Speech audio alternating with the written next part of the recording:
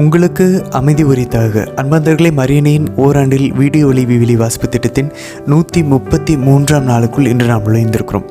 இன்றைக்கி நம்ம 2 சாமுவேல் புத்தகத்தில் 15ஆம் அதிகாரம் வாசிக்க போகிறோம். 1 குறிப்பேட்டில் 19ஆம் அதிகாரமும் 20ஆம் அதிகாரமும் 2 கொஞ்சம் சின்னதுனால 2 அதிகாரங்கள் வாசிக்க போகிறோம். கூடவே திருப்பாடல் 3ஆம் அதிகாரம்.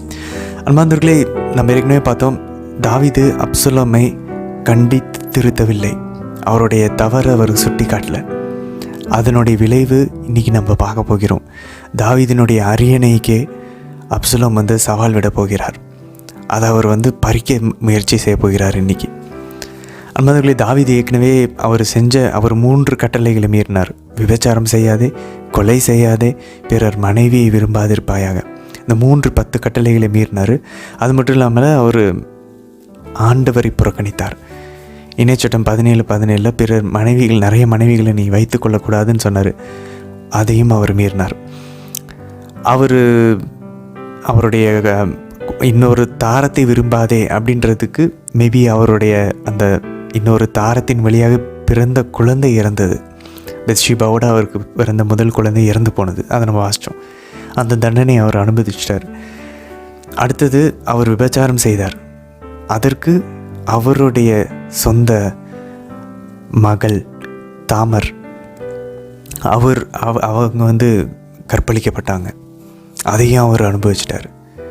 அதே போல் அவர் கொலை செய்யாதேன்றதை அவர் கொலை செஞ்சார். அந்த கட்டளையை மீறினார். உரியாவை கொன்னார். அதுக்கு அதே போல் அவருடைய தலைமகன், அவர் நேசித்த தலைமகன் அம்னோன் கொல்லப்பட்டார்.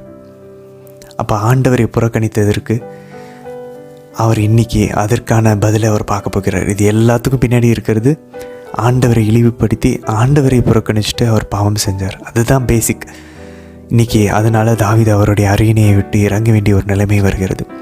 அல்மதர்களே, தாவீதை நினச்சிருந்தா போராடி இருக்கலாம்.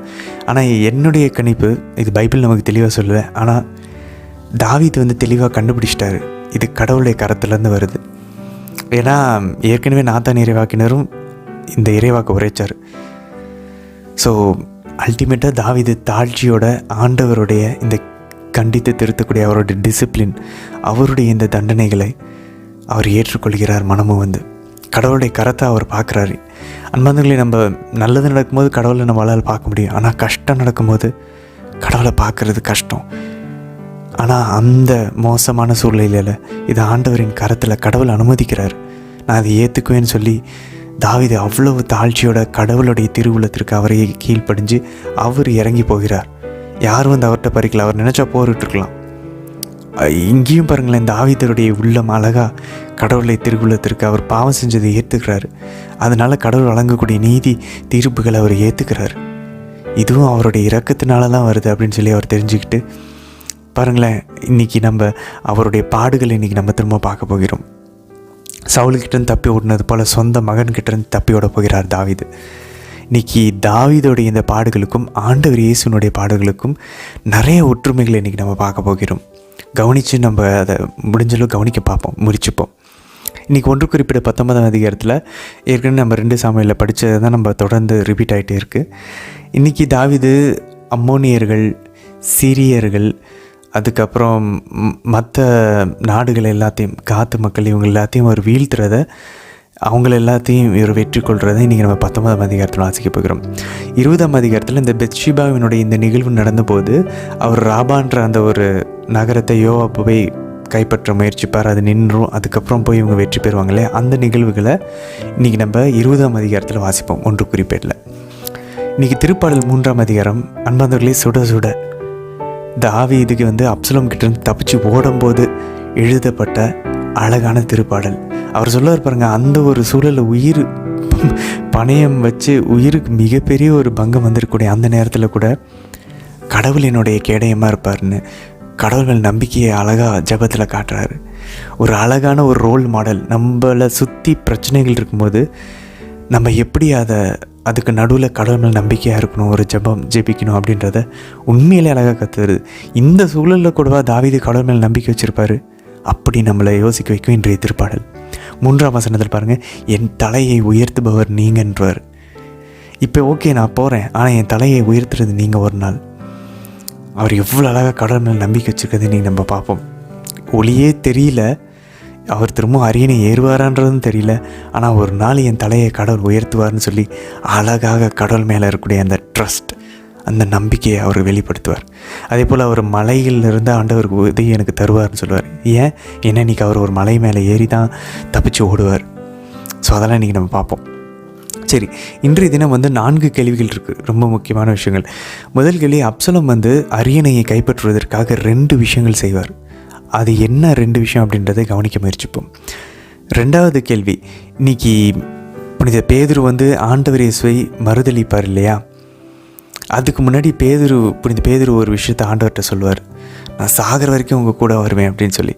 அதே போல் தாவீதினுடைய பாடுகளுக்குள்ளே அவர் நுழையிறதுக்கு முன்னாடி தாவீதுக்கிட்ட ஒருத்தர் சொல்லுவார். அது எந்த நிகழ்வு எந்த இடத்துல நடக்குதுன்றதை கவனிக்க முயற்சிப்போம். 3வது, தாவீதினுடைய பாடுகளில் தாவீது ஒரு அழகான ஒரு பதில் சொல்லுவார். அந்த பாடுகளை அவர் ஏற்றுக்கொள்வார். அதுக்கும் ஆண்டவர் இயேசு கெத்செமனியில் சொல்கிற ஜெபத்துக்கும் ஒரு அழகான தொடர்பு இருக்கிறத நீங்கள் நம்ம பார்ப்போம். அதே போல் 4வது கேள்வி என்ன அப்படின்னாக்க, தாவீது எந்த இடத்துல அவருடைய பாடுகளை அவர் துவங்குவார், அதுவும் ஆண்டவர் இயேசு அவருடைய பாடுகளை துவங்கின இடத்திற்கும் ஒரு சம்மந்தம் இருக்கும். 2 ஒரே இடம். எவ்வளோ ஒற்றுமைகள் பாருங்களேன். அதனால தான் ஆண்டவர் அவருடைய பாடுகளின் போது தாவீதுடைய திருப்பாடலை எடுத்து கோட் பண்ணுறாரு. சிலுவையிலிருந்து கெத்செமனியில் போகிறதுக்கு முன்னாடி எல்லா இடத்துலையும். ஸோ இன்றைக்கி இதெல்லாம் அழகான விஷயங்களை நம்ம அந்த முன்னடையாளங்களை கவனித்து கொண்டே இன்றைக்கி நம்ம இன்றைய தினத்திற்கான விலைவாசி பகுதிக்குள் நம்ம இணையலாம். தந்தை, மகன், தூய ஆவியாரின் பெயராலே ஆமென். தந்தையாம் இறைவனை அழைத்து ஜெபிப்போம். அருள் நிறைந்த அன்னை மரியே வாழ்க, ஆண்டவர் உம்முடனே, பெண்களுக்குள் ஆசை பெற்றவர் நீரே அம்மா. உம்முடைய திருவயிற்றின் கனியாகி இயேசு கிறிஸ்துவும் ஆசை பெற்றவரே. புனித அன்னை மரியே, இறைவனின் தாயே, பாவிகளாய் இருக்கிற எங்களுக்காக இப்பொழுதும் எங்கள் இறப்பின் வேளையிலும் வேண்டிக் கொள்ளும் அம்மா. ஆமேன். சுதனாகிய ஆண்டவர் இயேசுவை அழைத்து ஜெபிப்போம். அருள் நிறைந்த அன்னை மரியே வாழ்க, ஆண்டவர் உம்முடனே, பெண்களுக்குள் ஆசை பெற்றவர் நீரே அம்மா. உம்முடைய திருவயிற்றின் கனியாகிய இயேசு கிறிஸ்துவும் ஆசை பெற்றவரே. புனித அன்னை மரியே, இறைவனின் தாயே, பாவிகளாய் இருக்கிற எங்களுக்காக இப்பொழுதும் எங்கள் இறப்பின் வேளையிலும் வேண்டிக் கொள்ளும் அம்மா. ஆமேன். தூய ஆவியானவரை அழைத்து ஜெபிப்போம். அருள் நிறைந்த அன்னை மரியே வாழ்க, ஆண்டவர் உம்முடனே, பெண்களுக்குள் ஆசை பெற்றவர் நீரே. உம்முடைய திருவயிற்றின் கனியாகிய இயேசு கிறிஸ்துவும் ஆசை பெற்றவரே. புனித அன்னை மரியே, இறைவனின் தாயே, பாவிகளாய் இருக்கிற எங்களுக்காக இப்பொழுதும் எங்கள் இறப்பின் வேளையிலும் வேண்டிக் கொள்ளும் அம்மா. ஆமேன். சாமுவேல் 2ஆம் நூல், அதிகாரம் 15. அதற்கு பின்னர் அப்சலோம் தனக்கென ஒரு தேரையும் குதிரைகளையும் தனக்கு முன்பாக ஓட 50 ஆள்களையும் அமர்த்தி கொண்டான். அப்சலோம் அதிகாலையில் எழுந்து நகர வாயிலின் பாதை அருகே நிற்பான்.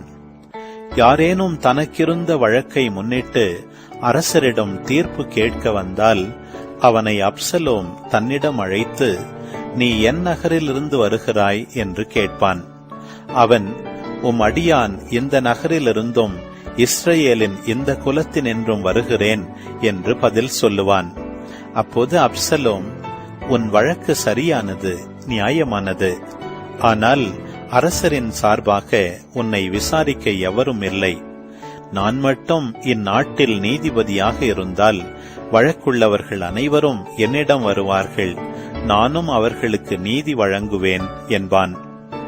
யாரேனும் அவனை வணங்குவதற்காக நெருங்கினால் தன் கையை நீட்டி அவனை தழுவி முத்தமிடுவான். அரசரிடம் வழக்கை முன்னிட்டு வந்த இஸ்ரவேலர் அனைவரிடமும் அப்சலோம் இவ்வாறு செய்து இஸ்ரவேலரின் உள்ளங்களை கொள்ளை கொண்டான். 4 ஆண்டுகள் கழிந்த பின் ஒரு நாள் அப்சலோம் அரசரிடம், நான் ஆண்டவருக்கு செய்துள்ள நேர்ச்சையை நிறைவேற்ற வேண்டும். எபிரோன் செல்ல தயை கூர்ந்து அனுமதி தாரும். உமது அடியான் சிரியாவில் உள்ள கெசூரில் வாழ்ந்தபோது ஆண்டவர் என்னை எருசலேமுக்கு திரும்பி கொண்டு சென்றால் நான் ஆண்டவரை தொழுவேன் என்று ஒரு நேர்ச்சை செய்தேன் என்றான். நலமாய்ச் சென்று வா என்று அரசர் அவனிடம் கூற அவனும் புறப்பட்டு எபிரோனுக்குச் சென்றான். பின் அப்சலோம் இஸ்ரேலின் அனைத்து குலங்களுக்கும் இரகசிய தூதர் மூலம், நீங்கள் எக்கால முழக்கம் கேட்டவுடன் அப்சலோம் எபிரோனில் அரசராகிவிட்டார் என்று முழங்குங்கள் என்று சொல்லி அனுப்பினான். எருசலேமிலிருந்து அழைக்கப்பட்ட 200 பேர் சென்றனர். வஞ்சகமின்றி இது பற்றி ஏதும் அறியாதவராய் அப்சலோமுடன் சென்றனர். அப்சலோம் பலி செலுத்திய போது தாவீதின் ஆலோசகனான கீலோவியன் அகிதோபலை அவனது நகர் கீலோவிலிருந்து வருமாறு சொல்லி அனுப்பினான். சதி வலுவடைந்தது. அப்சலோமின் ஆதரவாளருடைய எண்ணிக்கையும் மிகுதியானது. அப்போது தூதன் ஒருவன் தாவீதிடம் வந்து, அப்சலோம் இஸ்ரேலரின் உள்ளங்களை கவர்ந்து கொண்டார் என்று கூறினான். தாவீது தம்மோடு எருசலேமிலிருந்த அலுவலர் அனைவரிடமும், வாருங்கள், நாம் தப்பியோடுவோம், ஏனெனில் அப்சலோமிற்கு முன்பாக நாம் தப்ப முடியாது, விரைவில் வெளியேறுங்கள், இல்லையேல் அவன் விரைவில் நம்மை மேற்கொண்டு நமக்கு தீங்கு விளைவிப்பான், நகரையும் வாழ்முனையால் தாக்குவான் என்றார். அதற்கு அரச அலுவலர், எம் தலைவராம் அரசரின் ஏவல்களுக்காகவே உம் அடியார்கள் காத்திருக்கிறோம் என்று அரசரிடம் கூறினர். அரசரும் அவருடன் அவர் வீட்டார் அனைவரும் வெளியேறினர். ஆனால் வீட்டை காக்கும்படி தம் வைப்பாட்டியர் 10 பேரை அரசர் விட்டுச் சென்றார். அரசரும் அவர் மக்கள் அனைவரும் வெளியேறி சிறிது தூரம் சென்று ஓரிடத்தில் நின்றார்கள். அவர் தம் அனைத்து அலுவலரும் அவர் முன் அணிவகுத்துச் சென்றனர். காத்திலிருந்து அவர் பின் வந்த 600 பேர், கெரேத்தியர், பெலேத்தியர், கித்தியர் ஆகியோர் அனைவரும் அரசருக்கு முன்பாக அணிவகுத்துச் சென்றனர். அப்போது அரசர் கித்தியன் இத்தாயிடம், நீ ஏன் எங்களோடு வருகிறாய்? திரும்பிச் சென்று அரசனோடு தங்கு, ஏனெனில் நீ ஓர் அந்நியன், நாடு கடத்தப்பட்டவன், நீ நேற்று வந்தவன், இன்று நான் உன்னை எங்களோடு அலையச் செய்யலாமா? கால் போன போக்கிலே நான் போகின்றேன், திரும்பிச் செல், உன் சகோதரர்களையும் கூட்டிச் செல், உண்மையுள்ளவரின் பேரன்பு உன்னோடு இருப்பதாக என்று கூறினார். இத்தாய் அதற்கு மறுமொழியாக, வாழும் ஆண்டவர் மேல் ஆணை, என் தலைவராம் அரசர் மேல் ஆணை, வாழ்வாகட்டும் சாவாகட்டும், என் தலைவராம் அரசர் எங்கிருப்பாரோ அங்கே உம் அடியானும் இருப்பான் என்று அரசரிடம் கூறினான். தாவீது இத்தாயிடம், சரி, முன்னே செல் என்று சொல்ல, கித்தியனான இத்தாயும் அவனோடு அவன் ஆள்களும் சிறுவர் சிறுமியர் அனைவரும் முன் சென்றனர். மக்கள் யாவரும் கடந்து சென்றதை கண்டு நாடு முழுவதும் புலம்பிற்று. அரசர் கிதரோன் அருவியை கடந்தார். மக்கள் அனைவரும் பாலை நிலத்தை நோக்கிச் சென்றனர்.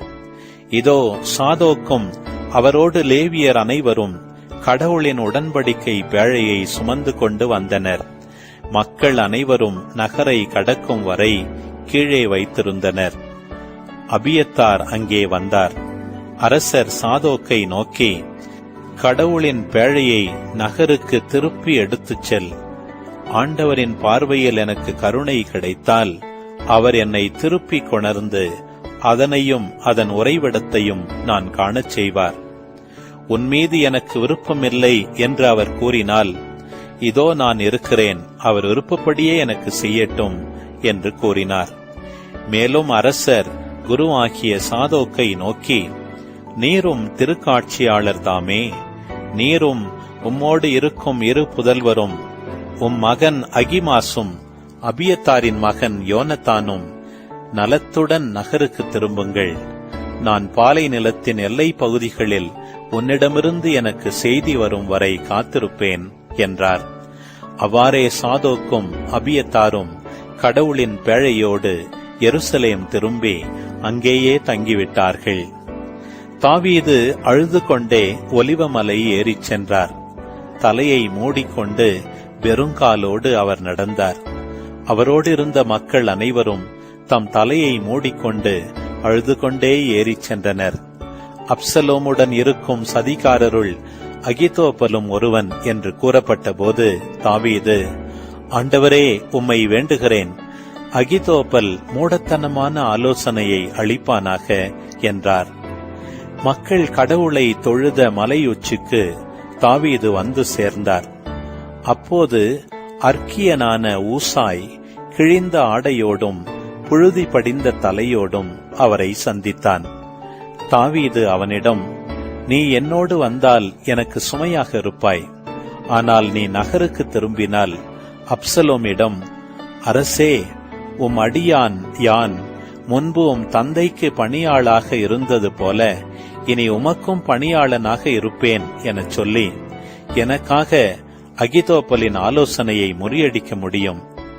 அங்கு குரு சாதோக்கும் அபியத்தாரும் உன்னோடு இருக்கின்றனர் அல்லவா?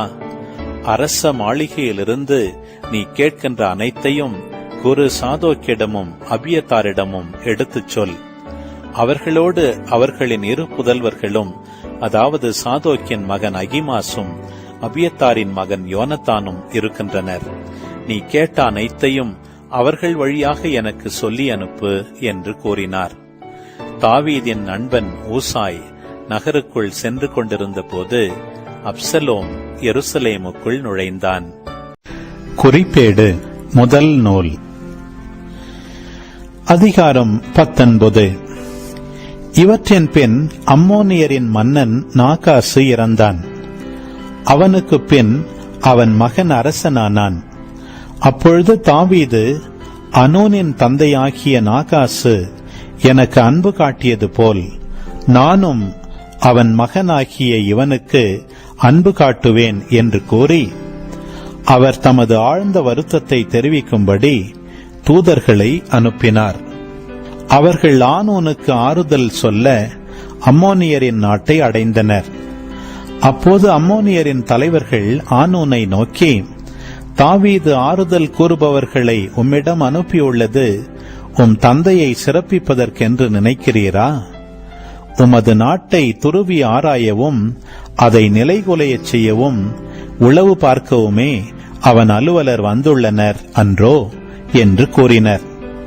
எனவே ஆனூன் தாவீதின் அலுவலரை கைது செய்து அவர்கள் தாடியை சிரைத்து அவர்களுடைய ஆடைகளை இடுப்பிலிருந்து கத்தரித்து அவர்களை அனுப்பி வைத்தான். அவர்களுக்கு செய்யப்பட்டதை சிலர் வந்து தாவீதுக்கு தெரிவித்தனர். அவர்கள் மிகவும் கேவலப்பட்டிருந்ததால் தாவீது அவர்களுக்கு ஆள் அனுப்பி, எரிகோவில் தங்கியிருந்து உங்கள் தாடி வளர்ந்த பின் திரும்பி வாருங்கள் என்று கூறினார். அம்மோனியர் தாங்கள் தாவீதின் பகைமையை தேடிக்கொண்டதை உணர்ந்தனர். உடனே ஆனூனும் அம்மோனியரும் மெசபத்தோமியா, மாக்கா, சோபா என்ற சிறிய நாட்டு பகுதிகளில் நின்று தங்களுக்கு தேர்ப்படையையும் குதிரை படையையும் கூலிக்கு அமர்த்துமாறு 1000 தாலந்து வெள்ளியை அனுப்பி வைத்தனர். அவ்வாறே கூலிக்கு அமர்த்தப்பட்ட 32,000 தேர்களும் மாக்கா மன்னனின் படைகளும் வந்து மேதபாவுக்கு முன்பாக பாளையம் இறங்கினர். அம்மோனியரும் அவர்களுடைய எல்லா நகர்களிலிருந்தும் திரண்டு வந்து போருக்கு தயாராயினர். தாவீது அதை கேள்வியுற்ற போது யோவாபையும் ஆற்றல் மிக்க தம் படை முழுவதையும் அனுப்பினார். அம்மோனியர் புறப்பட்டு வந்து நகர வாயிலில் அணிவகுத்து நின்றனர். அவர்களுக்கு உதவியாக வந்த மன்னர்கள் திறந்த வெளியில் அணிவகுத்து நின்றனர். யோவாபு தமக்கு முன்னும் பின்னும் பகைவர் படை தாக்கவிருப்பதை கண்டபோது இஸ்ரேல் அனைத்திலும் ஆற்றல் மிகு வீரர்களை தேர்ந்தெடுத்து அவர்களை சிரியருக்கு எதிராக அணிவகுத்து நிறுத்தினார். மற்ற படை வீரரை தம் சகோதரன் அபிசாயின் தலைமையில் அம்மோனியருக்கு எதிராக அணிவகுத்து நிறுத்தினார். யோவாபு அவனை நோக்கி, சிரியர் என்னை விட ஆற்றல் மிக்கவராயிருந்தால் நீ எனக்கு உதவியாக வர வேண்டும். அம்மோனியர் உன்னை விட ஆற்றல் மிக்கவராயிருந்தால் நான் உனக்கு உதவியாக வருவேன். மன உறுதியுடன் இரு. நம் மக்களுக்காகவும் கடவுளின் நகர்களுக்காகவும் வலிமையுடன் போராடுவோம். ஆண்டவர் தமக்கு நலமாய் தோன்றுவதை செய்வாராக என்றார். பின்பு யோவாபும் அவரோடு இருந்த மக்களும் சிரியரோடு போரிட நெருங்கினார்கள். அவர்களோ அவருக்கு முன்பாக புறமுதுகிட்டு ஓடினர். சிரியர் புறமுதுகிட்டு ஓடுவதை அம்மோனியர் கண்டபோது அவர்களும் யோவாபின் சகோதரன் அபிசாயிக்கு முன்பாக சிதறி ஓடி நகருக்குள் புகுந்தனர். யோவாபும் எருசலேமுக்கு திரும்பி வந்தார். தாங்கள் இஸ்ரவேலருக்கு முன்பாக முறியடிக்கப்பட்டதை கண்ட சிரியர் தூதர்களை அனுப்பி நதிக்கு அப்பால் இருந்த சிரியரையும் வரவழைத்தனர். அதரேசரின் படைத்தலைவன் சோபாகு அவர்களை முன்னின்று நடத்தினான். அதை கேள்வியுற்ற தாவீது இஸ்ரவேலர் அனைவரையும் ஒன்று திரட்டி யோர்தானை கடந்து சென்று சிரியருக்கு எதிராக அணிவகுத்து நிறுத்தினார்.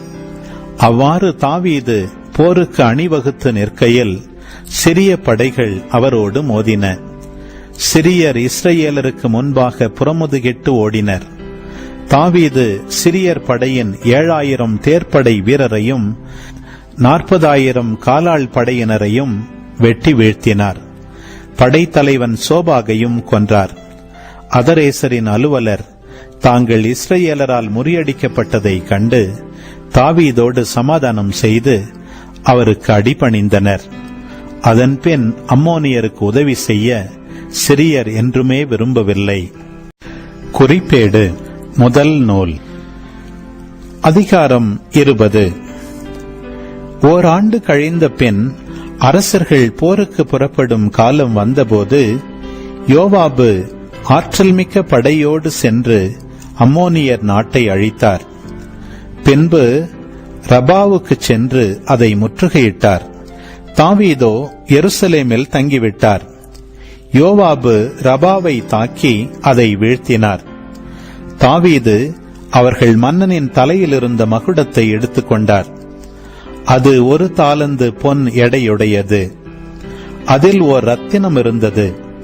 அதை தாவீது தம் மகுடத்தில் பதித்துக் கொண்டார். மேலும் நகரினின்று ஏராளமான கொள்ளை பொருள்களையும் கொண்டு வந்தார். தாவீது அங்கு குடியிருந்த மக்களை சிறைப்படுத்தி ரம்பம், கடப்பாரை, கோடரி ஆகியவற்றால் அவர்களை வேலை செய்ய வைத்தார். தாவீது அம்மோனியரின் எல்லா நகர் மக்களுக்கும் இவ்விதமே செய்தார். பின்னர் அவர் தம் மக்கள் அனைவருடனும் எருசலேமுக்கு திரும்பினார். அதன் பின்னர் கெசேரில் பெலிஸ்தியரோடு போர் நடந்தது. அதில் ஊசாவியனான சிபக்காய் அரக்கர் இனத்தானான சிபாயை கொன்றான். அதனால் பெலிஸ்தியரும் அடிபணிந்தனர். மேலும் ஒரு போர் பெலிஸ்தியரோடு நடந்தது. யாயிரின் மகன் எல்கானான் இத்தியனான கோலியாத்தின் சகோதரன் லகுமியை கொன்றான். இவனது ஈட்டியின் பிடி தறிக்கட்டை அளவு பெரிதாயிருந்தது. காத்தில் மற்றொரு போரும் நடந்தது. ஒவ்வொரு கையிலும் காலிலும் 6 விரல்களாக 24 விரல்களை கொண்ட அரக்கர் இனத்தானான நெட்டையன் ஒருவன் அவ்வூரில் இருந்தான். அவன் இஸ்ரவேலை பழித்துரைத்தான். தாவீதின் சகோதரராகிய சிமையா மகன் யோனத்தான் அவனை கொன்றார். காத்து ஊரிலிருந்த அரக்கருக்கு பிறந்த இவர்கள் தாவீதாலும் அவர் அலுவலராலும் சாகடிக்கப்பட்டனர். திருப்பாடல் 3. ஆண்டவரே, என் எதிரிகள் எவ்வளவாய் பெருகிவிட்டனர்! என்னை எதிர்த்து எழுவோர் எத்தனை மிகுந்து விட்டனர்! கடவுள் அவனை விடுவிக்க மாட்டார் என்று என்னை குறித்து சொல்வோர் பலர். ஆயினும் ஆண்டவரே, நீரே என்னை காக்கும் கேடயம், நீரே என் மாட்சி, என்னை தலை நிமிரச் செய்பவரும் நீரே. நான் உரத்த குரலில் ஆண்டவரிடம் மன்றாடுகின்றேன். அவர் தமது திருமலையிலிருந்து எனக்கு பதிலளிப்பார். நான் படுத்துறங்கி விழித்தெழுவேன், ஏனெனில் ஆண்டவரே எனக்கு ஆதரவு. என்னை சூழ்ந்திருக்கும் 10,000 பகைவருக்கு நான் அஞ்சமாட்டேன். ஆண்டவரே, எழுந்தருளும். என் கடவுளே, என்னை மீட்டருளும். என் எதிரிகள் அனைவரையும் கன்னத்தில் அறையும், பொல்லாரின் பல்லை உடையும். விடுதலை அளிப்பவர் ஆண்டவர், அவர் தம் மக்களுக்கு ஆசி வழங்குவாராக. ஆமேன். ஆண்டவரே, இந்த நாளுக்கான இந்த இறை வார்த்தை பகுதிகளுக்காக நன்றி செலுத்துகிறோமாப்பா.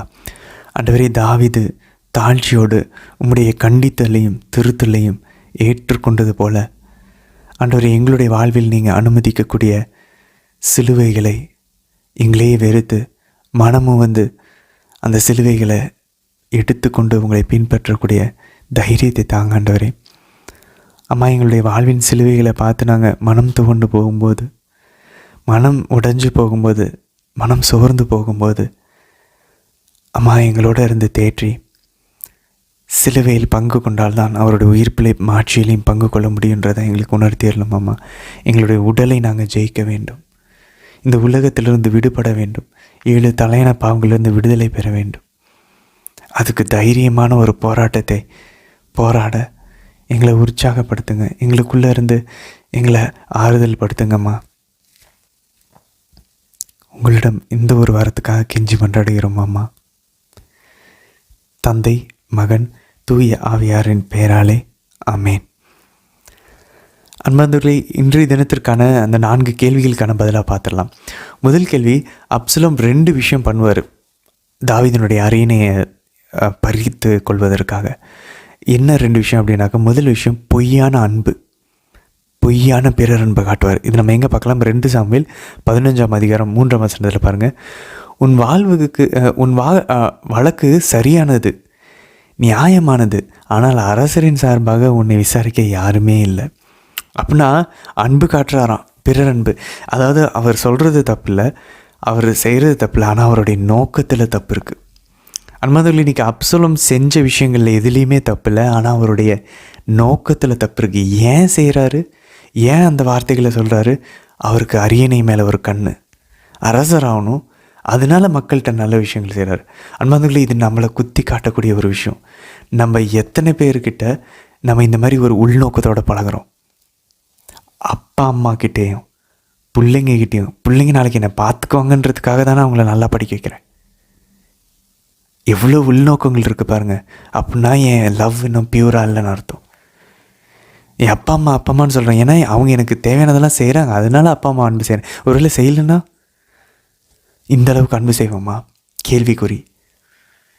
எனக்கு என் மனைவியை ரொம்ப பிடிக்கும், என் கணவனை ரொம்ப பிடிக்கும், ஏன்னா என் கூட இருக்கிறாங்க, எனக்கு ஆறுதல் தராங்க, அவ்வளோதான். அப்படி இல்லைன்னா பாருங்களேன், ஒரே நிமிஷத்தில் நம்மளுடைய உண்மையான சுபாவம், உண்மையான நோக்கங்கள் வெளிச்சத்துக்கு வருது இந்த கேள்விகளை கேட்டோம் அப்படின்னா. அந்தமாரி ஒருத்தர் நம்ம வச்சுக்கிறோம்னா அவங்க நாளைக்கு நமக்கு எதாவது உதவுவாங்க. சும்மா சிம்பிளாக சொல்லுவாங்க, மக்கள் ஓப்பனாகவே சொல்லுவாங்க, அவங்கள வச்சுக்கணுண்டா கையில் அப்படின்வாங்க. கிறிஸ்துவ பண்புகளுக்கு நேர் எதிரானது. அந்த நபரை அவருடைய உறவுக்காக, அவருக்காக போகிறோம், அவர்கிட்ட இருந்து எனக்கு எதாவது கிடைக்குங்கிறதுக்காக இல்லை. எவ்வளோ ஒரு கேவலமான ஒரு ஆட்டிடியூடுன்னு பைபிள் இது நம்ம காட்டி கொடுக்குது பாருங்களேன். அப்சலோம் இப்படிப்பட்ட ஒரு எண்ணத்தை தான் கொண்டு வந்தார். இதை நம்ம அப்போ யோசிச்சு பார்க்கணும், நம்ம இந்த மாதிரி எத்தனை பேர்கிட்ட பண்ணிகிட்ருக்கோம் அப்படின்னு. நம்ம எல்லாருக்குள்ளேயுமே இது இருக்கும், இந்த பொய்யான வெளிவேஷம், போலியான அந்த ஒரு உறவு. எல்லா விஷயத்தையும் நம்ம ஒவ்வொரு விஷயம் செய்யும்போதும் இதை நான் ஏன் செய்கிறேன்ற மோட்டிவ் மட்டும் கேட்டு பார்ப்போம் பாருங்களேன். நிறைய விஷயங்கள் நம்ம செய்ய வேண்டான்ற ஒரு முடிவுக்கு தான் வருவோம். ஆமாம், இது தேவையில்லை. நிறைய வார்த்தைகள் பேசுகிறோம், ஏன்?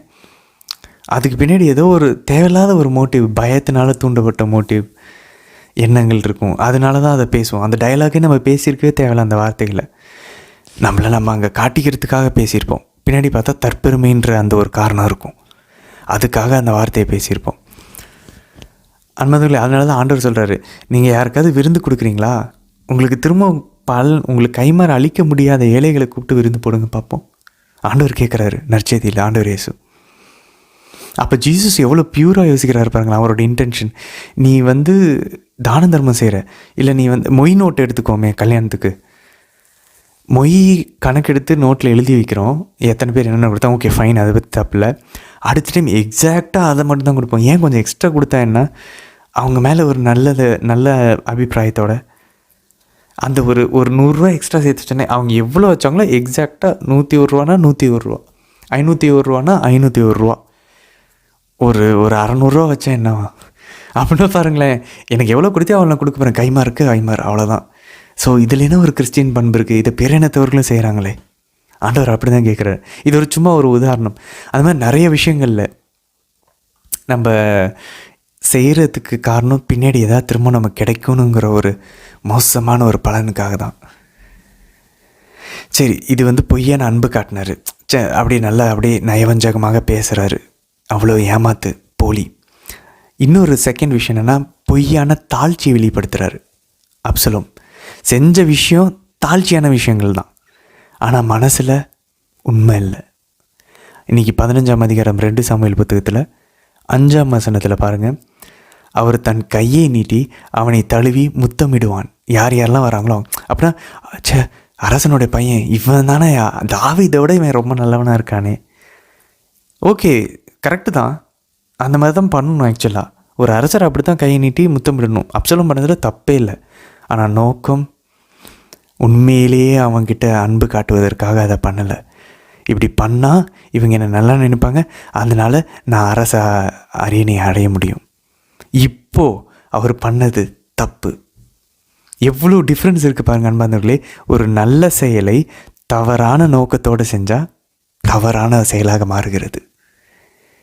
இஸ்ரேலின் உள்ளங்களை அவர் கொள்ளை கொண்டார். ஹி ஸ்டோல் தேர் ஹார்ட்ஸ்னு ஆங்கிலத்தில் வாசிக்கிறோம்.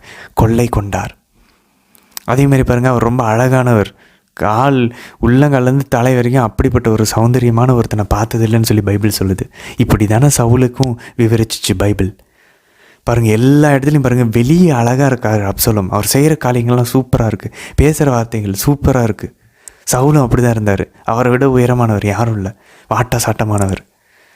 2 பேருடைய மனசை உள்ளே போய் பார்த்தா தான் தெரியுது அவ்வளோ மோசமானதுன்னு. இன்றைக்கி இஸ்ரேல் மக்கள் இன்னும் அதை கற்றுக்கல. சவுல்கிட்ட இருந்த அந்த பாடத்தை அப்சலோமை பார்த்தும் நம்புகிறாங்க ஒரு சில பேர். சரி, 2வது கேள்விக்குள்ளே போவோம். பேதுரு மறுதளிக்கிறதுக்கு முன்னாடி அவர் சொன்னார் தெரியுமா, ஆண்டவரே உங்களோட நான் செத்தாலும் நான் உங்கள் கூட வந்து சாவேன் அப்படின்னு சொல்லி சொன்னார். தாவீதினுடைய பாடுகள் அப்பையும் பாருங்கள். இன்றைக்கி 15ஆம் அதிகாரம் 21 வசனத்தில்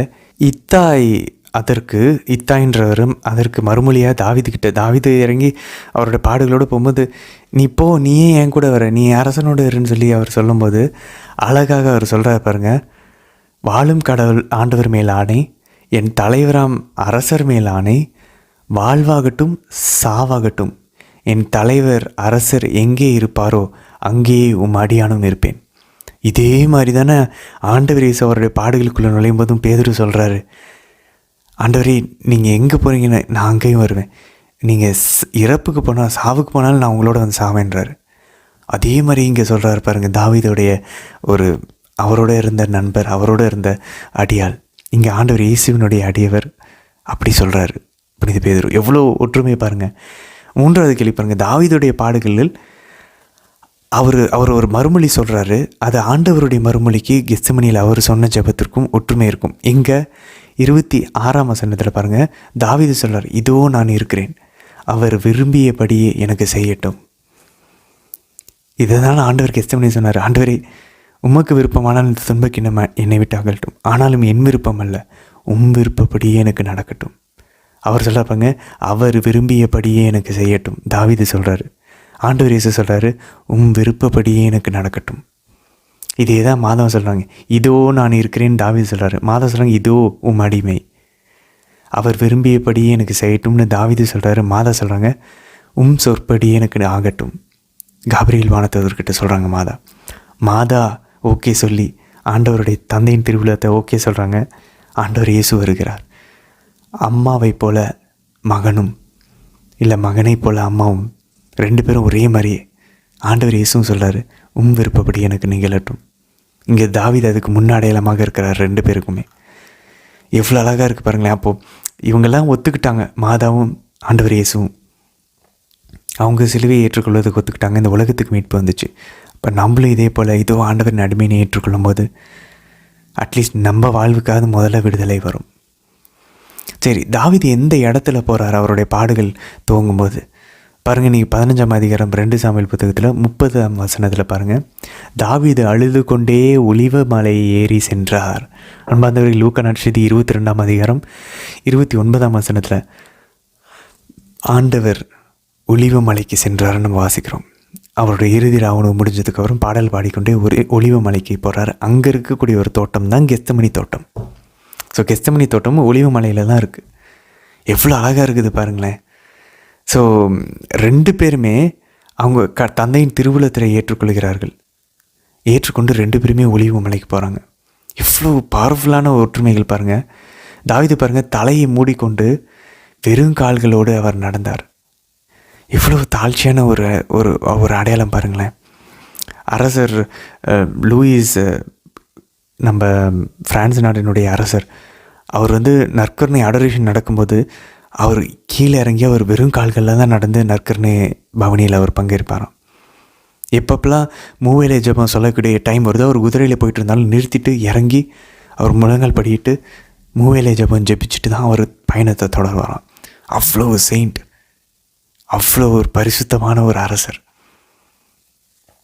அதே மாதிரி தான் இங்கே பாருங்கள், தாவீது வெறுங்கால்களோடு நடந்தார். அப்போ என்ன நடக்குது பாருங்கள், அவரோடு இருந்த மக்கள் அனைவரும் தம் தலையை மூடிக்கொண்டு அழுது கொண்டே ஏறி சென்றனர் ஒலிவ மலையை. அன்பார்ந்தவர்களே, இங்கே ஆண்டவர் இயேசுவின் பாடுகளின் போது எருசலேம் மகளிர் சுற்றி இருந்தவங்க எல்லாம் அவங்களும் அழுது புலம்பினார்கள் நம்ம வாசிக்கிறோம். அதே போல் இங்கே பாருங்கள், தாவீதுக்கு அவருடைய அகித்தோப்பால் அவரை மறுதளிக்கிறார். இன்றைக்கி நம்ம 31ஆம் வசனத்தில் வாசிக்கிறோம். யார் அது? தாவீதுக்கு ஆலோசகராக இருந்தவர்.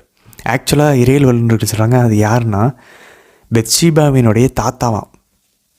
அவர் தாவீதுக்கு ஆலோசகராக இருக்கிறார். அவர் பாருங்க, அவர் டப்புன்னு மாற்றி அங்கே போயிட்டு அப்சலோமுக்கு ஆலோசகராக இருக்கார். யார் அரசனோ அந்த சைடு நான் இருப்பேன். கூட இருந்தவரே இங்கே மறுதளிக்கிறார், அகித்தோப்பால். அதே போல் ஆண்டவர் இயேசுவை அங்கே யூதாஸ் மறுதளிக்கிறார். ஆண்டவருடைய பாடுகள் இடம் முதல் கொண்டு பாருங்களேன், தாவீதுடைய பாடுகளோடு இணைகிறது. எவ்வளோ பவர்ஃபுல்லாக இருக்குது பாருங்கள். அப்போ எந்த அளவுக்கு ஆண்டவர் இந்த பழைய ஏற்பாடு மொத்தத்தையும் எடுத்து நிறைவு செய்கிறார் பாருங்க. அப்போ இதெல்லாம் நடந்துகிட்ருக்கிறதெல்லாம் ஒரு முன்னடையாளம். இதே மாதிரி என் மகன் இதுக்கு எல்லாத்துக்குள்ளேயும் போகிறான். யோசேப்பு, பழைய ஏற்பாடு யோசேப்பின் பாடுகள், ஆபிரகாமை போல் ஈசாக்கு பலி கொடுக்கறது போல், ஈசாக்கை போல், யாக்கோபின் பாடுகளை போல் எல்லாவற்றையும் ஆண்டவர் நிறைவு செய்கிறார். புதிய ஆதாமாக, புதிய நோவாக, புதிய ஆபிரகாம், புதிய ஈசாக்கு, புதிய யாக்கோபு. அழகான ஒற்றுமைகள் நம்ம பார்த்து கொண்டே வருகிறோம். சரி, இன்றைக்கி விளக்குவரை ரொம்ப சுருக்கமானது தான். குறிப்பேடுலேயும் திருப்பாடல்களையும் ஒன்றுள்ள இந்த 2 சாமுவேல் 15 மட்டும் ஒரு சில குறிப்புகள் பார்க்கலாம். 13ஆம் வசனத்தில் பாருங்கள், அப்சலோம் இஸ்ரேலின் உள்ளங்களை கவர்ந்து கொண்டார்.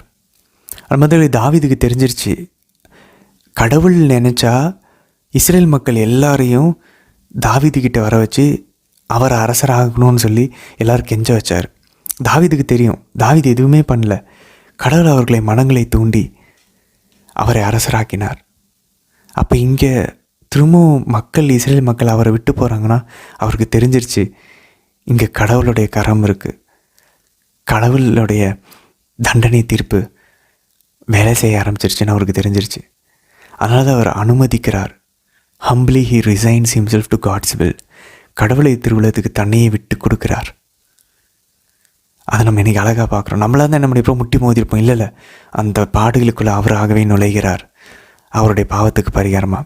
ஆனால் இங்கே புதிய தாவீதாகிய ஆண்டவர் இயேசு அவர் பாவமே செய்யலைனாலும் நம்மளுடைய பாவங்களுக்காக மனமும் பாடுகளுக்குள்ளே நுழைகிறார். 16ஆம் வசனத்தில் பாருங்கள், ஆனால் வீட்டை காக்கும்படி தம் வைப்பாட்டியரை 10 பேரை அரசர் அங்கே விட்டு சென்றார். இது எதுக்கு நடக்குது? ஏன்னா நான் தான் நிறைவாக்க நேரம் சொன்ன உன்னுடைய மனைவியர்களை நான் உனக்கு அடுத்திருப்பவனு கொடுப்பேன், பட்ட பகல இதே வெளிச்சத்தில் அவர்களோடு உறங்குவார்கள் அப்படின்னு சொல்லி. அது இங்கே நடக்க போகுது. அதுக்கு தாவீது தெரிஞ்சோ தெரியாமலோ அதுக்கு வழிவகுத்துட்டு போகிறார். எப்படி நடக்குது பாருங்கள் கடவுளுடைய இறைவாக்கு. அதே மாதிரி 19ஆம் வசனத்தில் பாருங்கள், அப்சலோமை பார்த்து நீ போ அரசன் கூட இரு அப்படின்றார். எப்படிப்பட்ட ஒரு வார்த்தை யோசிச்சு பாருங்கள் அன்பார்ந்தவர்களே. தாவீது ஓகே, சவுல் இருந்தப்போ அரசராக இன்னும் அமர்த்தப்படலை. அவர் சவுலை அரசர்னு சொல்லி கொண்டு இருந்தார் அவர் உயிரோடு இருக்கும்போது. இப்போ தாவீது தான் அரசர். அவருடைய மகன் ஒரு தவறான ஒரு மோசமான ஒரு நோக்கத்தோட வன்முறையினால் அரியணையை பறிக்க முயற்சிக்கிறார் அவர் உயிரோடு இருக்கும்போதே. அவர் இன்னும் அரசராகவே அப்சலோமே அங்கே அறிவிக்க கிடையாது. ஆனால் அதுக்குள்ளே தாவீது எவ்வளோ தாழ்ச்சி பாருங்கள், நீ அரசர்கிட்ட போ. ஏன்னா அவர் மனசில் அப்போ எவ்வளோ வேதனை இருந்திருக்கு பாருங்கள். இப்போ யார் இவருக்கு எதிராக செயல்பட்டுருக்காங்கன்னு தெரியுமா? அப்சலோம் கிடையாது, கடவுளின் சினம், கடவுள் தாவீது மேலே வச்சிருக்கக்கூடிய அந்த அன்பினுடைய வெளிப்பாடு அவரை கண்டித்து திருத்துறார். தாவீது தலைமகனாக பார்க்குறார், அதனால் அவரை கண்டித்து திருத்திக்கிட்டு இருக்கார். அவர் கண்டித்து திருத்தலைன்னா இன்றைக்கி தாவீது அப்சலோம் மாதிரி வழி தவறி தான் போவார் எல்லா விஷயத்துலையும். ஆனால் தாவீது கடவுளுடைய தலைமகன், அதனால் கடவுள் கண்டித்து திருத்துகிறார். அப்போ பாருங்களேன், இது நமக்கு ஒரு பவர்ஃபுல்லான ரொம்ப வல்லமையான ஒரு பாடத்தை கற்றுத்தருகிறது. நம்ம பாவம் செஞ்சுருக்கோன்னு தெரிஞ்சிச்சுன்னா அதுக்கப்புறம் நமக்கு வரக்கூடிய நோய்கள் இல்லை பிரச்சனைகளை அமைதியாக முணுமுணுக்காம ஆண்டவரே இதை நான் ஏற்றுக்கிறேன். அவர் சொல்ல பாருங்கள், உடன்படிக்கை பேழையை எடுத்துகிட்டு போங்க. கடவுள் விரும்பினார்னா நான் அந்த உடன்படிக்கை பேழையும் அது இருக்கக்கூடிய உறைவிடத்தையும் வந்து பார்ப்பேன். இல்லைனா இதோ அவருடைய அடியவன் நான், அவர் என்ன விரும்புகிறாரோ அது எனக்கு நடக்கட்டும். எவ்வளோ அழகாக அவர் அந்த இதான் நம்ம ஃபாத்திமாவில் மாதா அந்த குழந்தைங்கிட்ட சொல்கிறாங்க, கடவுள் அனுதினம் நமக்கு அனுமதிக்கக்கூடிய அன்றாட வாழ்வினுடைய கஷ்டங்களை, நம்ம வேலையில் செய்கிற கஷ்டங்கள், நமக்கு முகம் சொல்லிக்கிற மாதிரி இருக்கலாம், கஷ்டமாக இருக்கலாம், அதை சந்தோஷமாக ஆண்டவரே இந்த இது எனக்கு பிடிக்கல, இதை நான் உங்களுடைய பாடுகள் என்னுடைய பாவத்துக்காக உங்களுடைய பாடுகளோடு இணைஞ்சு நான் ஒப்பு கொடுக்குறேன் ஆண்டவரே.